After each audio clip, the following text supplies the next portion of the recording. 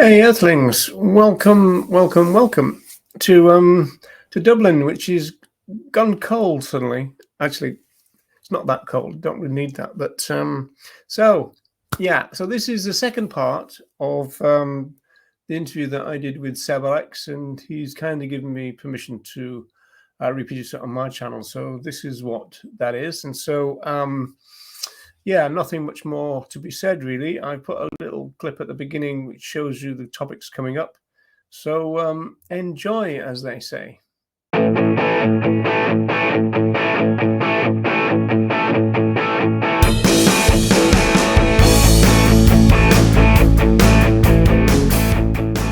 Roger, thank you so much for making time for this. We've been going back and forth on recording an episode for a while now, so thank you so much for making time for it. Yeah. And I wanted to ask you, what is your stance on using, let's say, a certain amount of violence in order to defend other animals? It's interesting because obviously I think we all kind of probably adhere to the idea of violence in terms of self-defense, right? Yeah. And then there came an idea called extensional self-defense, which is a really kind of interesting idea, but it gets you into a difficult philosophical place. For example, if you knew that the vivisector down the road was going to go to work every day, which they do, then taking action against their vehicle, for example, then becomes a form of self-defense in a way. So it becomes less clear, morally, because you're kind of you're doing something preemptively to stop something happening rather than reacting to something that's been done. So if you like, no rights are being violated yet, but they are, they're going to be. So what do you do in those kind of situations? Obviously, the ideal situation in everything, it would be education. People say, stop trying to force us to be vegan. And you get that all the time on social media. I'm going, no, we want you to force you to be vegan. We want you to say to yourself, I will not now take part in this violence. I will now live vegan because that's the solution. So we don't want somebody going around checking fridges. We want everybody to go, right, I adhere to the philosophy of veganism now as a voluntary thing, which is based on education. So that's the ideal situation. So violence is never ideal, but in terms of defending someone else, most people will accept it because it's almost like a situation of extremists that you're kind of forced into it. I mean, there are some people in the movement who say that they would certainly not do it. One person would say, for example, that if someone had a knife and they were attacking a dog, they would just intervene. Well, the problem with that is that you end up dead and the dog ends up attacked for a second time, right? And so the violence thing is not as clear cut as people might think, but you can have philosophical ideas about non-violence, as a lot of people do, which are valid, I think. At the same time, even those people would probably say that self-defense is okay. Not many people would stand there and let somebody just have a go at them, I don't think. Yeah, I mean, I'm asking because I believe society, to a certain extent, actually, at least unconsciously, agrees that you should and can use violence in self-defense on behalf of someone else. And the reason why I say that is because almost everyone is so happy when they hear about the rangers in African countries that are defending the elephants and the rhinos from people who are hunting them down. But these rangers are using guns, and sometimes they're shooting in order to stop the crime from taking place, and they get praised for it by the world population, as in the majority of the society likes that idea and would donate to these organizations in order to help them. Yet the second you even try to educate someone by using words, not even any type of violence, let alone physical violence, then they start saying like, you're forcing something on me. But I think, well, if you support the idea of elephants and rhinos and other wild animals being defended by rangers carrying guns, then you actually support the idea of using violence with even guns in some cases. And so the second you say that doesn't apply to animals that we farm, then you would have to name the trait that these animals have that make it immoral for it to be used in their case. And I suppose, and I bet this is your experience, Seb, that most people would probably understand and accept the idea of just war when you're kind of, it's a war for, a defensive war. And even people would suggest that if they were going to go with the idea of armed forces at all, it would only be as defensive, not offensive and this kind of stuff. There's a political scientist called Herbert Marcuse, and he talked about violence and said that, defensive violence is a different order of things than offensive violence, which is being used to coerce people or to get some advantage or to gain some profit. If you're reacting against those oppressions with violence because you have to, you can't see it in the same way as the first violence. You just can't, because it's a different order of things, and it's done for different reasons. And it would also, as soon as it's not needed, would stop as well. That's another aspect to it. Yeah. Now, I want to talk about another subject, which I think is becoming more and more relevant. And you mentioned earlier about right-wing or right-leaning individuals inside the movement, or right-wing ideas within the movement. My question is, can we expect to reach a world, like a day and time, where other animals have basic moral rights, or at least negative rights, while also thinking we can't get there until everyone who agrees is also left-wing leaning, at least? Yes, that's a difficult and also very relevant question, because especially with the way things are at the moment, with so many kind of right-leaning societies voting for right-wing parties, it's a major problem. Really, the core to it, though, is that the vegans are just saying, well, these are vegan values. Do your values align with them?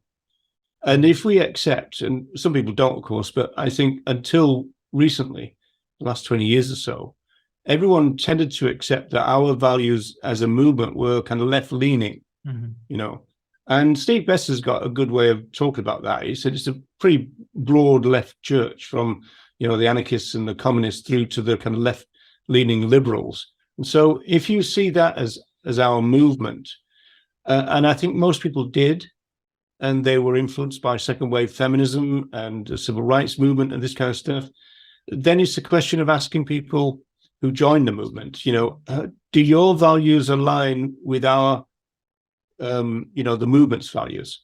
And I think that's the core question that we're asking. And I think what it's not, I don't think it's about party politics. And it's got something to do with voting, obviously, but it's also not something to do with voting. It's to do with the values behind why somebody did that, and it's kind of challenging that and saying, well, look, do you stand for this? Because on the face of it, from my position, if you adhere to vegan values, it's very difficult to see how that can align with right-wing values. I mean, for example, there are groups like Vegans for Trump. Now, I don't understand how that works. There's Facebook groups like that. And there would be Vegans for Boris Johnson. Yeah. And so there are people who would vote for those kind of people. And throughout Europe, there's a lot of right-wing people voting for those kind of things. They tend to vote for economic reasons and other things like that. But I think that if we're going to appeal to those people at all, it's got to be on the level of values, not their voting record, if you like. And just say, well, these are vegan values. We stand for justice.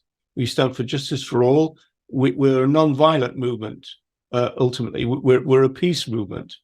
Are your values the same? And of course, then people might say, well, okay, well, if we bracket off the animal thing, I can say yes to all of that, even if I don't say yes to that in a human sense.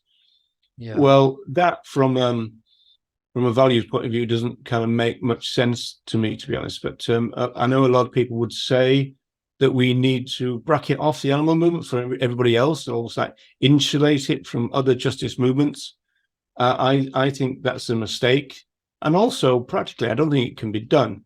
because these things are interrelated. I always tell the story about the fact that you used to go on animal things at the weekend, or you go sabbing in the midweek as well. That means hunt sabotage. But in between all that, you'd be going to Rock Against Racism gigs, and you'd be going to Reclaim the Night marches with the feminists. And it wasn't kind of, why are you jumping track here? It was all the same back in those days. We're talking about the late 80s, 90s now. And also the punk thing, which was even earlier in the 70s. All those things were just the same. It was kind of like, is it pro-justice? And if so, that's my bag, right? Simple as that it was in those days. Yeah, thank you for that. I wanted to ask you, what do you think is one of the biggest threats to the movement right now? Reducetarianism, I think. And there's several strands to it. There's the perennial problem of people thinking and saying that veganism is a diet.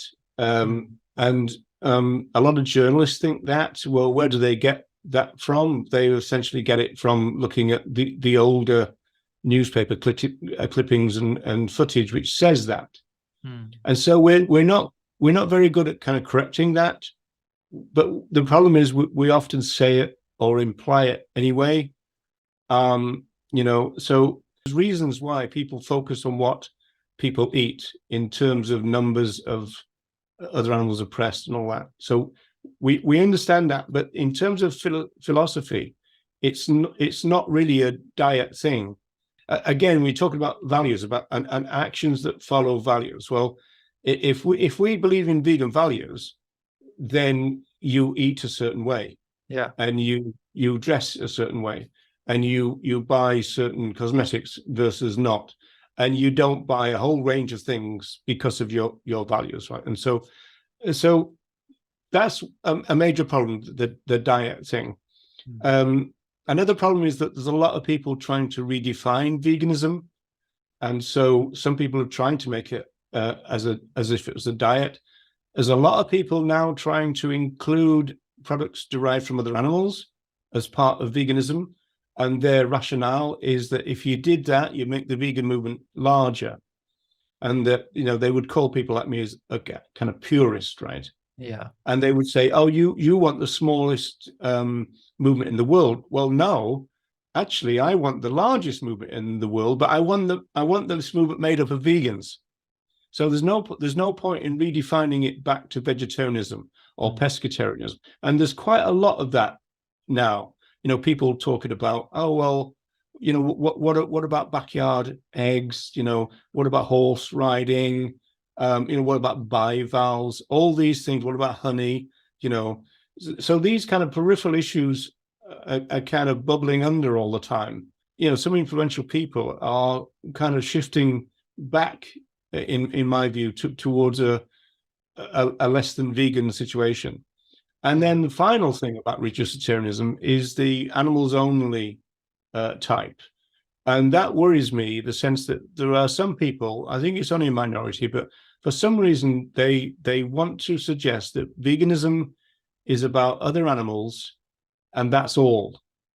And now the answer to that is that the focus of veganism is that, but there's always been a scope which was wider than that and incorporated issues like human evolution. As I said, Watson's saying, we can save humanity through veganism. Leslie Cross talked about the massive benefits of veganism to humanity.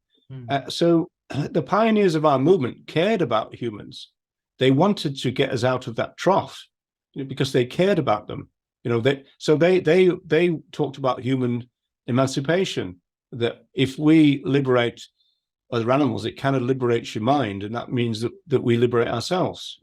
And so it was all entangled for them. Watson said, well, look, we're not going to get one without the other, and veganism has got to be central to all of it. And so that type of reducetarianism worries me a lot. At the moment, there's a vocal minority, I think, in the movement that are like that.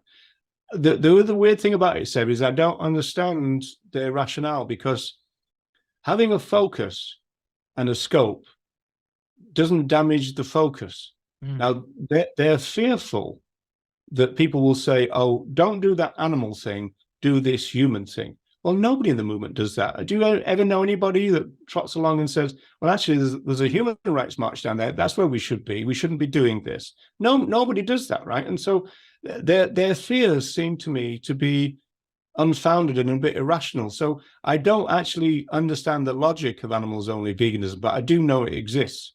Okay. And that's a form of reducetarianism that worries me a little bit. Yeah. What I think about when you mentioned that is the idea that if we try to talk about veganism as something that can save humanity as well, does that not downplay the importance of what's happening to other animals? Well, no, because you don't start there. You always start with focus. I mean, yeah. So I mean, like nobody starts there. Yeah. Although, I mean, if people come up to me on the street and say, veganism, what's that all about? Oh, it's a justice-based movement, you know, this kind of stuff. And, you know, we stand for non-violence and all that kind of stuff. And, you know, justice issues are vegan issues and all that. But you always put the focus on the focus. And so long as you do that, and nobody is suggesting that the focus changes. The focus has always been the focus, you know, and so it's a question of claims making again. It's a weird language thing. We need to focus on the focus, but the focus has always been the focus. It's not really a problem, you know. Just keep with the focus, but just recognize that the focus is not the only thing that there is. Yeah, and that's all. You could even say, okay, well, if you're going to say, what's the size of the focus compared with the scope? You could say, okay, the focus is larger in our movement in terms of our relationships with other animals, you know. And you might say that in the anti-racist movement, the focus there is larger than other things. But the point is, so long as everyone's got a focus which is based on justice for others, then everything's going to mesh, you know, come together like a jigsaw. Yeah. And that would be a beautiful world where you've got people focused on doing what they want to focus on, and there's nothing wrong with that, and anybody could do that, but they're not doing anything that will damage anybody else's cause, right? Yeah. And so that's it. Simple as that. Yeah. Well, so it's basically very simple. It's dead easy, folks. Yeah, it's similar to, I guess, the environmental impact and the health benefits. It's like veganism and animal rights.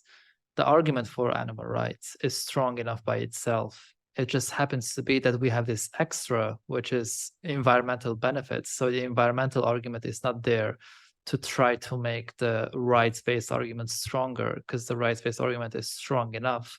It just happens to be that as an extra, we get the environmental benefit. So is it the case here that as an extra, there is a chance that humans may benefit out of this a lot as well? Yes, that's right. I mean, I would agree with that on the health side. I think the environmental thing is a bit more complicated in the sense that if you look at the writings of the pioneers of the movement, they were quite concerned about the environment. They were quite concerned about things like the health of the soil. And obviously the environment is where, you know, free living other animals, that's where they live. So it doesn't make sense for us not to care about the biosphere that we're standing on. Yeah. You know, if I mean, where are rights if the air goes away? You know what I mean? So it's kind of like that part of it is much more integral. Okay. I think that the health part of it is the add-on, because the early pioneers were told by their doctors and even by their vegetarian friends, you're going to die if you do this, right? Because everybody's got to eat some products derived from other animals. That was the medical orthodoxy of the time. And I always say they decided to risk it for a vegan biscuit. And they said that. They said, well, look, it's the moral thing to do, so that's what I'm going to do. And that's what they did. And then it turned out that a plant-based diet is exceptionally healthy. So that was the add-on thing. I totally agree with you on that. You know, I think the environmental thing was a bit more kind of integrated into the idea in the first place, because, you know, we're on this little spinning globe in the middle of nowhere. And if we don't protect it, there's not much point in having rights. Yeah. You know, and in terms of, I mean, we know the kind of shocking numbers now, don't we? That if you look at mammals, something like 4% or less than 4% of mammals on the planet now are free living beings. And largely that's due to our domestication of of farmed animals. But largely it's also due to the fact that we seem to have such a disregard for the planet that we're on. It's almost like we're a caterpillar on a leaf floating in the air, and we're trying to eat the leaf as quick as possible without, we do know the consequences. So that's irrational to me that we would use up and kind of desecrate our environment. It just doesn't make any sense. And certainly in terms of animal rights and veganism, it doesn't make any sense either. So I think the environmental thing is more integrated with the vegan argument, but the health thing is the add-on that you talked about, I think. Yeah, agreed.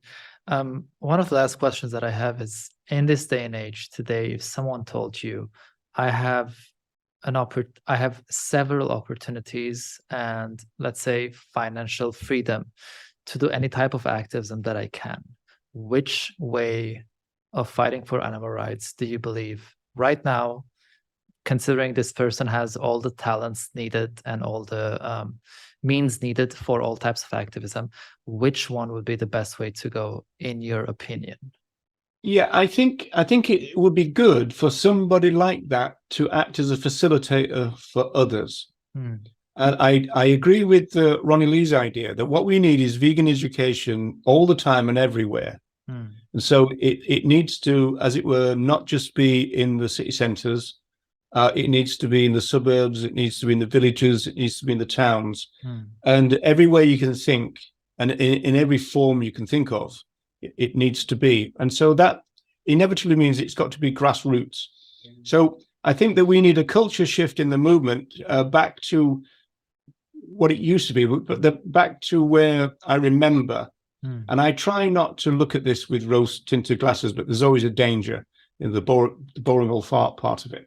That I'm looking back and thinking, oh, it was great back then, and I'm sure it wasn't, but there was a lot of people who took the initiative back then, and there was fewer rules, there was fewer corporations, there was fewer people saying, well, you've got to do this to be an activist. It means you've got to do that, you've got to wear that, you've got to have this branding. There was none of that. If you had somebody who could maybe have some kind of funding scheme where you could fund the grassroots, but we'd also need a kind of internal to the movement education thing, which would try to reinvigorate people's kind of motivation. Don't wait to be told what to do. If you see a problem, do something about it, and here's some kind of help. If it's leaflets, we've got them. Download them. We'll buy you a printer. I think activism can be facilitated in a way that there used to be a lot of what used to be called resource centers back in the 80s, which were very, very cheap kind of places that you could go and you could print out your booklets and you could print out your leaflets and all that kind of stuff. It was very kind of primitive, but it was very communal and everything. And people shared their skills and this is the best way to do that and all the rest of it. I think in the internet age, that should be easier. And yet there's less of it, and that's a bit weird. So maybe a person that you describe like that could facilitate in some way, but some kind of way of saying, okay, I'm going to spread the idea of activism to others, rather than just, well, let's figure out what best activism for me to do. Yeah, maybe that would be good. All right, thank you. Now, we're definitely going to have another episode because there's more to cover. I want to share with the listeners to please send in questions that you might have so far that we can use in the next episode to see what people want to hear about more. Now, my last question for you is something I ask all the guests, and is the reason why this is called the Principles of Change podcast. I wanted to ask you, what are the principles that you have, that you hold, that push you to fight for change in this world? I think it's the wording of one of our VIP banners, Vegan Information Project, which is justice before profit. I think that this is a quite anarchic idea, really, that if you approach any situation and you say, I want to do X, and then your immediate question is it just to do that thing, you ask yourself that question. So it's a little bit like,